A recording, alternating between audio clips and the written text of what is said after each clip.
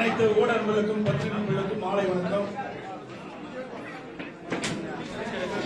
கழகத்தின் இருபெரும் காவல் தெய்வங்கள் பொன்மலர் செம்மல் புரட்சித் தலைவர் எம்ஜிஆர் அவர்களும் இதே புரட்சித் தலைவர் அம்மா ஆகியோரது நல்லாசியுடன் 23/4/2026 அன்று நடைபெறவுள்ள சட்டமன்ற பொதுத் தேர்தலில்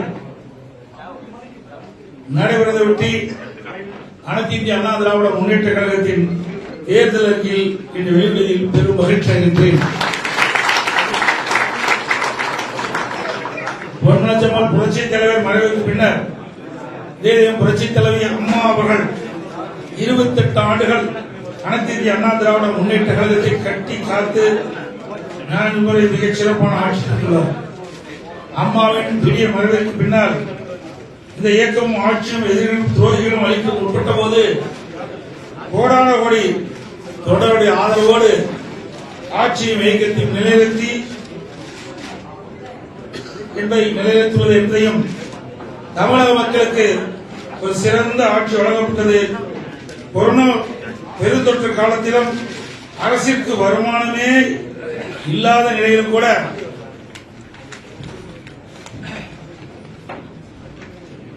அம்மாவுடைய அரசு ஒருவர் கூட சிரமப்படக்கூடாது என்ற நோக்கத்தில் அதற்கான திட்டங்களை தீட்டி செயல்பட்டது. 7.5% உள்ளீடு ஒதுக்கீடு, குடிமராமத்து திட்டம், காவிரி டெல்டா பகுதியை விவசாய கோரிக்கை ஏற்று மத்திய அரசோடு தொடர்பு கொண்டு பாதுகாக்கப்பட்ட வேளாண் மண்டலம் என்று எங்களது மக்கள் நல திட்டங்களை மிகச் சிறப்பாக செய்துள்ளோம். தீய சக்தி திமுக 2021 சட்டமன்ற பொதுத் தேர்தலில் பல்வேறு வாக்குறுதிகளை அளித்து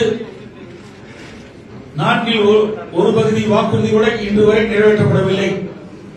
மக்களை ஏமாற்றி ஆட்சிகளோடு மக்களை மறந்த அரசாங்கம் திராவிட முன்னேற்ற கழக அரசாங்கம். விடியா திமுக பொம்மை முதலமைச்சர் ஸ்டாலின் நிர்வாக திறனற்ற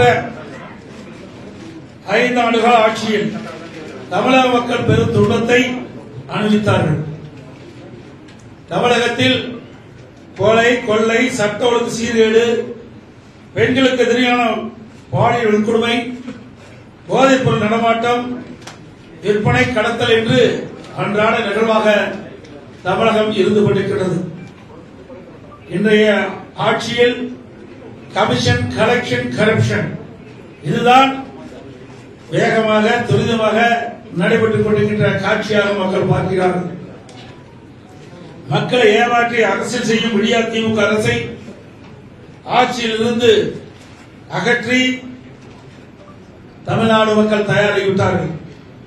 எங்கள் இயக்கத்தின் தேர்தல் அறிக்கை குழுவினர் தமிழ்நாடு முழுவதும் சென்று அனைத்து தர மக்களையும் சந்தித்து அவருடைய கோரிக்கையை கேட்டறிந்து அதன் மூலமாக இந்த அறிக்கை தயார் செய்யப்பட்டிருக்கின்றன. அதன்படி மதச்சார்பின்மை, மனித நேயம், ஏழை எளியோர் மேம்பாடு, சமூக நீதி, சமத்துவம், சிறுபான்மையின் பாதுகாப்பு, வேளாண் மற்றும் அதை சார்ந்த உபதொழில்கள் வளர்ச்சி, தொழில்துறை மற்றும் சிறு குறு தொழில் வளர்ச்சி முக்கியத்துவம், படித்த இளைஞர்களுக்கு அதிக அளவு வேலைவாய்ப்பு உருவாக்குதல் போன்ற அடிப்படை கொண்ட தேர்தல் அறிக்கையாக தயாரிக்கப்படுகிறது. ஏற்கனவே 3 கட்டமாக தேர்தல் அறிக்கை நாங்கள் வெளியிட்டோம்.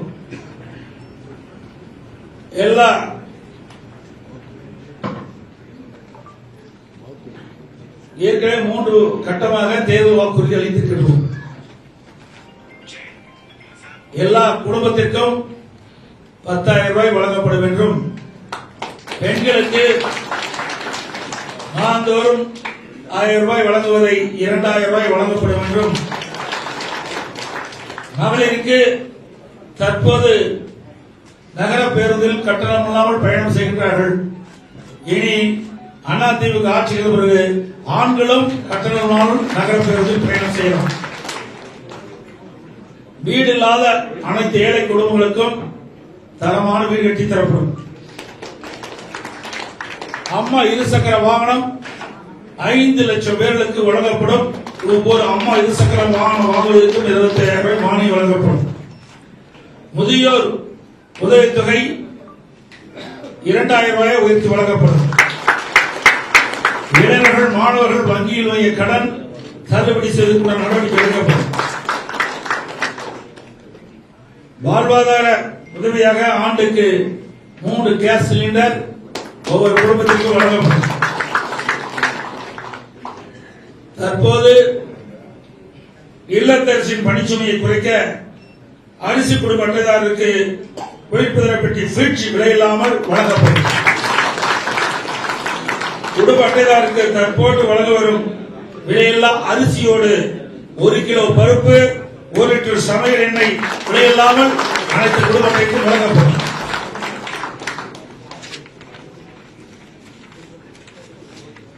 மேலும் பொது நிர்வாகம், விவசாயம், நீர்வளம், கால்நடை வளம், தொழில்துறை, மீனவர் நலன், கல்வி, மருத்துவம், தமிழ்மொழி மற்றும் பண்பாடு, மகளிர் நலன், பெண்கள் பாதுகாப்பு, தொழில், சிறு குறு மற்றும் நடுத்தர தொழில்கள், சுற்றுச்சூழல், வனம், சுற்றுலா, இளைஞர் நலன் மற்றும் வேலைவாய்ப்பு, அரசு ஊழியர், காவலர்கள், ஜவுளித்துறை மற்றும் பத்திரிகையாளர் நலன் உட்பட பல தலைப்புகளில் மொத்தம் 297 அறிவிப்புகள் இன்றைய தினம் அனைத்து இந்திய அண்ணா திராவிட முன்னேற்ற கழகத்தின் சார்பாக வெளியிடப்படும் என்ற மகிழ்ச்சியான செய்தி இந்த நேரத்தில் தெரிவித்துக் கொள்கிறேன்.